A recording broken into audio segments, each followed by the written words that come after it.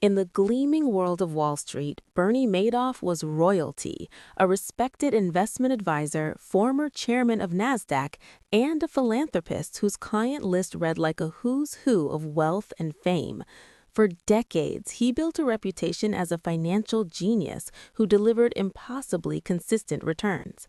But behind the mahogany desk and the billion-dollar empire, Madoff was orchestrating the largest financial fraud in American history.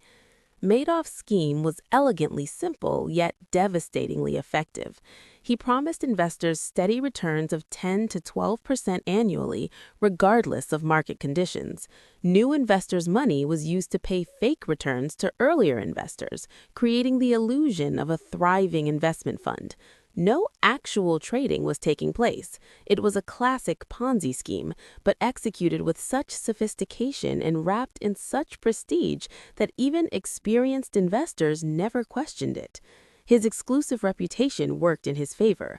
People felt privileged to invest with him, and exclusivity bred less scrutiny. The scheme ran for at least 17 years, possibly longer. Madoff exploited the trust of friends, charities, celebrities, and even Holocaust survivors. His victims included actor Kevin Bacon, director Steven Spielberg, and numerous charitable foundations. The total fraud amounted to an estimated $64.8 billion in fake account statements, though the actual losses were calculated at around $17.5 billion. Entire retirement funds were wiped out, charities collapsed, lives were destroyed. The House of Cards collapsed in December 2008 during the financial crisis when too many investors tried to withdraw their money at once. Madoff couldn't meet the redemption requests. In a moment of either conscience or inevitability, he confessed to his sons, who immediately turned him in to authorities. Federal agents arrested him the next morning at his Manhattan penthouse. Madoff's trial was swift and his guilt undeniable. He pleaded guilty to 11 federal felonies in March 2009, including securities fraud, wire fraud, and money laundering. The judge sentenced him to the maximum, 150 years in prison. Madoff showed little emotion during sentencing, offering only a brief apology that many found hollow. He died in federal prison in 2021 at the age of 82, never having spent a day as a free man after his arrest. Bernie Madoff's legacy is one of betrayal on an epic scale. He didn't just steal money, he weaponized trust itself. His name has become synonymous with financial fraud, a cautionary tale about the dangers of blind faith in charismatic authority figures. He proved that even the most respected institutions can harbor the deepest corruption. In the heart of Silicon Valley, where innovation is worshipped and disruption is gospel, a young Stanford dropout named Elizabeth Holmes became the darling of the tech world.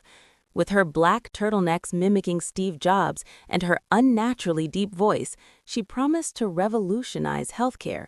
Her company, Theranos, claimed to run comprehensive blood tests using just a few drops of blood from a finger prick. She was hailed as the next great visionary, gracing magazine covers and attracting billions in investment. But her revolutionary technology was a fiction, and her company was built on lies. Holmes founded Theranos in 2003, at just 19 years old. She raised over $700 million from prominent investors, including Rupert Murdoch, the Walton family, and former government officials like Henry Kissinger and James Mattis, who served on her board. The company's valuation soared to $9 billion at its peak, making Holmes the world's youngest self-made female billionaire on paper. She partnered with Walgreens and Safeway to roll out her blood testing services in retail locations across America. The problem was that the technology simply didn't work.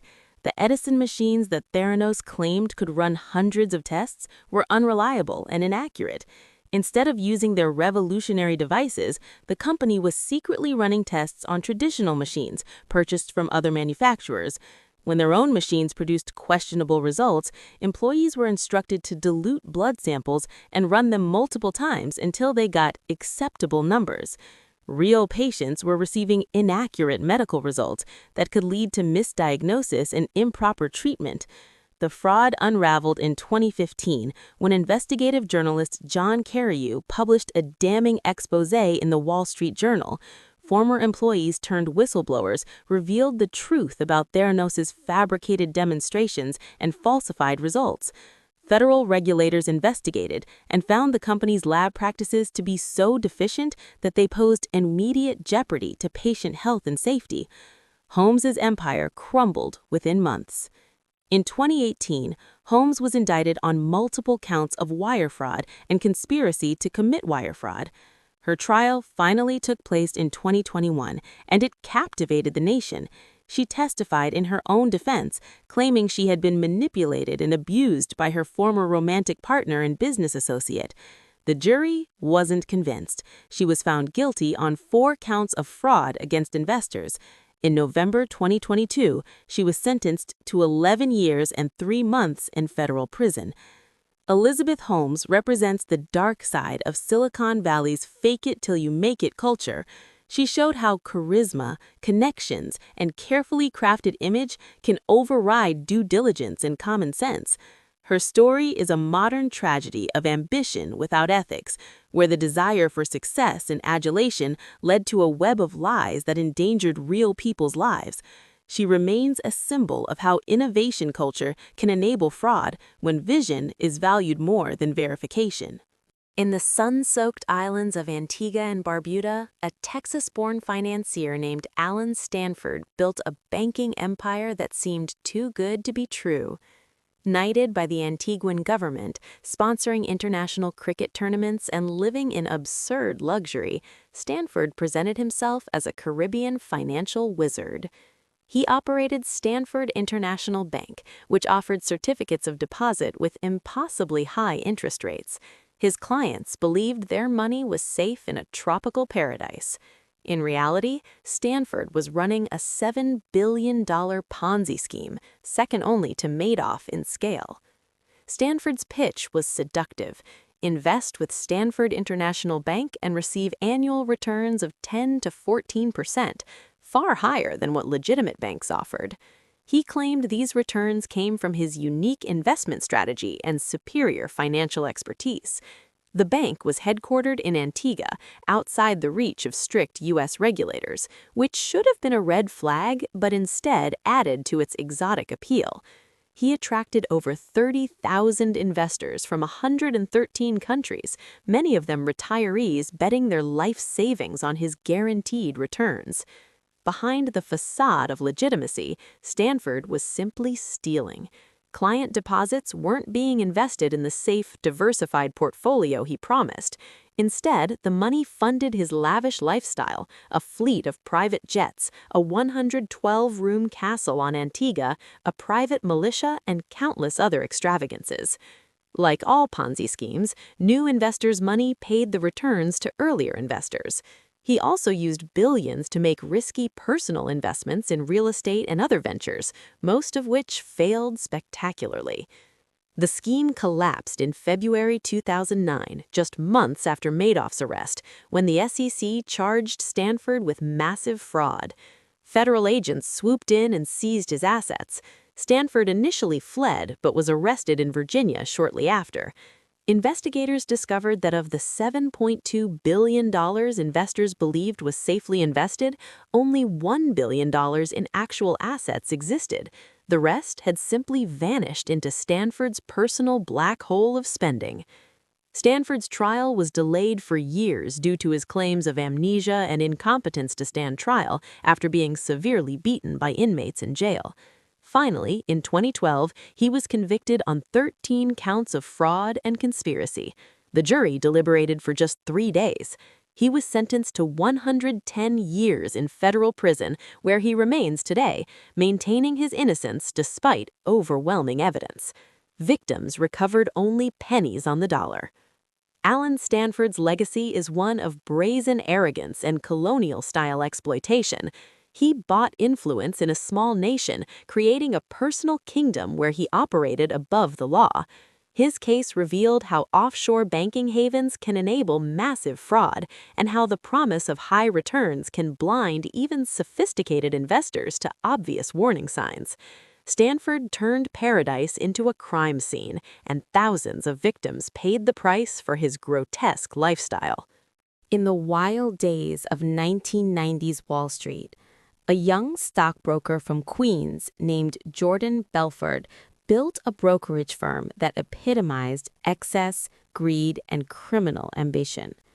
His company, Stratton Oakmont, became infamous for its aggressive sales tactics, massive wealth, and complete disregard for the law. Belfort lived like a king. Mansions, yachts, drugs, and endless parties. He became the embodiment of financial crime wrapped in designer suits and fueled by cocaine. His story would later be immortalized in a blockbuster film, but the real victims of his crimes rarely get the spotlight. Belfort's criminal enterprise was based on a classic pump-and-dump scheme targeting penny stocks. Stratton Oakmont would buy large quantities of cheap, worthless stocks in small companies. Then his army of aggressive brokers, trained in high-pressure sales tactics he called the Stratton Way, would cold call unsuspecting investors and hype these stocks with lies and exaggerated claims. As demand artificially inflated the stock prices, Belfort and his inner circle would sell their shares at the peak, making massive profits. When the scheme collapsed, ordinary investors were left holding worthless paper while Belfort counted his millions. The firm employed over 1,000 stockbrokers at its peak, and the culture was deliberately toxic. Brokers were encouraged to lie, manipulate, and pressure clients into bad investments.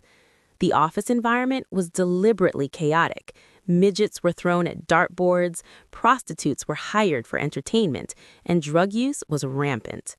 Belfort cultivated this atmosphere of extreme behavior, believing it made his salespeople more aggressive and less inhibited about defrauding clients. The fraud cost investors an estimated $200 million. Belfort's downfall came through a combination of factors. The National Association of Securities Dealers shut down Stratton Oakmont in 1996 for systematic fraud. The FBI began investigating Belfort for money laundering and securities fraud. A yacht sinking incident and his friend's cooperation with authorities accelerated his demise. Eventually, facing overwhelming evidence, Belfort agreed to cooperate with prosecutors, informing on his associates in exchange for a lighter sentence. In 2003, Belfort pleaded guilty to fraud and money laundering charges. He was sentenced to 4 years in federal prison, but served only 22 months. He was also ordered to pay $110 million in restitution to his victims, a debt he has paid only a fraction of, despite earning millions from his memoir and the subsequent film rights. Many victims never recovered their losses, while Belfort reinvented himself as a motivational speaker, a fact that continues to outrage those he defrauded. Jordan Belfort's legacy is deeply controversial. He represents the predatory side of American capitalism, where charisma and aggression are rewarded over honesty and integrity. His glamorization through popular culture has turned him into a folk hero to some, despite the real pain he caused to ordinary people who trusted him with their savings. He remains a symbol of how white-collar criminals can often escape with minimal punishment while their victims suffer for decades. The Wolf of Wall Street's real story isn't one of glamorous excess. It's one of systematic theft dressed up as success. Long before Madoff or Stanford, there was the man who gave his name to the scheme itself. In the summer of 1920, an Italian immigrant named Charles Ponzi became the toast of Boston, promising investors a 50% return in just 45 days. Thousands of people, from working-class immigrants to wealthy businessmen, lined up to give him their money. Newspapers called him a financial genius. He became a millionaire almost overnight. But Ponzi wasn't investing anything. He was simply paying early investors with money from new investors, creating the illusion of profit where none existed. His scheme lasted only months, but it established the blueprint for financial fraud that criminals still use today. Ponzi's supposed secret was international reply coupons, a postal system that allowed people to exchange coupons for postage stamps across countries. He claimed he could exploit differences in postal rates between countries to generate massive profits through arbitrage.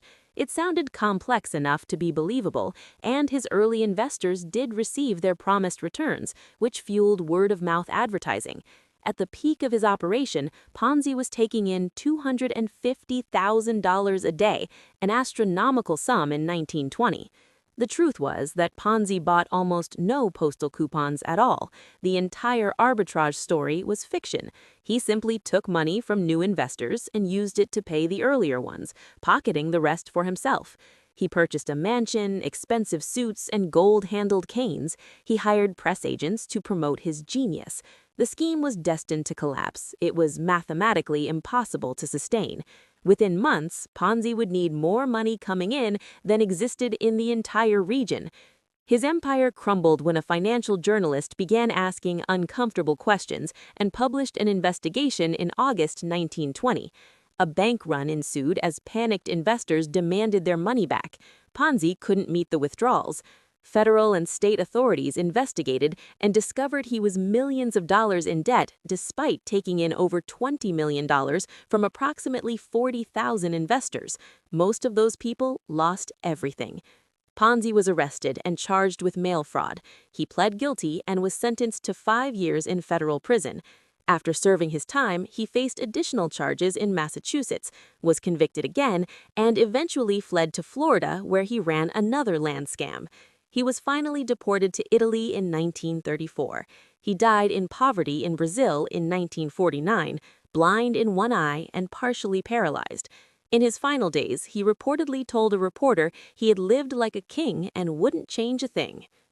Charles Ponzi's legacy is immortal in the worst possible way. His name has become synonymous with a specific type of fraud that continues to destroy lives a century later. He proved that greed and the promise of easy money can overcome common sense and due diligence. His scheme was crude by modern standards, yet its fundamental psychology, trust, returns, and the greater fool theory remains the foundation of financial fraud to this day. Ponzi didn't invent the concept, he executed it so spectacularly that history will never forget his name. In the dizzying world of cryptocurrency, a young math prodigy named Sam Bankman-Fried became an unlikely celebrity. With his wild hair, t-shirts, and cargo shorts, he seemed like the opposite of the slick Wall Street criminal. He preached effective altruism, pledging to give away his fortune to save the world. His cryptocurrency exchange, FTX, became one of the largest in the world, valued at $32 billion. He was feted by politicians, celebrities, and the financial media as the responsible face of crypto. But behind the eccentric genius persona, Bankman-Fried was running one of the fastest and most spectacular financial frauds in modern history. Bankman-Fried founded FTX in 2019, and it quickly became a major player in cryptocurrency trading. He also controlled a trading firm called Alameda Research. FTX presented itself as a safe, regulated alternative to other crypto exchanges, and Bankman-Fried spent lavishly on marketing, buying naming rights to a stadium, running Super Bowl ads, and making massive political donations. He cultivated relationships with regulators and positioned himself as the adult in the room who would help legitimize cryptocurrency. The fraud was breathtaking in its scope and simplicity. Bankman-Fried secretly used billions of dollars in FTX customer funds to prop up his failing trading company, Alameda Research. Customer deposits that should have been kept safe were instead used for risky trades, venture investments, real estate purchases, and political donations. He created special exemptions in FTX's code that allowed Alameda to borrow unlimited customer funds without triggering alarms. It was essentially a massive embezzlement operation disguised as a legitimate business. The scheme unraveled in November 2022 when reports surfaced about the financial ties between FTX and Alameda. Customers panicked and tried to withdraw their funds, only to discover the money wasn't there. FTX couldn't meet the withdrawal requests because approximately $8 billion in customer funds had vanished into Alameda's black hole of bad investments. Within days, FTX collapsed into bankruptcy. Investigations revealed lavish spending. Bankman-Fried and his inner circle bought luxury real estate in the Bahamas, made speculative investments in hundreds of companies, and lived like tech royalty while customer funds evaporated. Bankman-Fried was arrested in the Bahamas in December 2022 and extradited to the United States. His trial in 2023 was damning. Former colleagues testified against him, and prosecutors presented overwhelming evidence of fraud and conspiracy. His own testimony was disastrous, filled with evasions and implausible denials. In November 2023, he was convicted on all 7 counts of fraud and conspiracy. In March 2024, he was sentenced to 25 years in federal prison. Sam Bankman-Fried represents the collision of new technology with old-fashioned fraud. He used the complexity and novelty of cryptocurrency to obscure simple theft. His effective altruism philosophy proved to be nothing more than a marketing tool, a way to build trust while secretly looting customer accounts. His case stands as a warning that innovation doesn't immunize an industry from fraud, and that a casual appearance and philanthropic rhetoric can hide the most calculating of criminals. The crypto king's crown was revealed to be made of fool's gold. We have journeyed through the stories of financial criminals whose greed and deception cost victims billions of dollars and shattered countless lives. From the classic Ponzi scheme to modern cryptocurrency fraud, these criminals all shared common traits: charisma, the exploitation of trust, and the promise of returns that were too good to be true. Their legacies serve as permanent warnings about the dangers of unchecked greed and the importance of skepticism in the face of guaranteed profits. Thanks for watching, and don't forget to like, subscribe, and comment.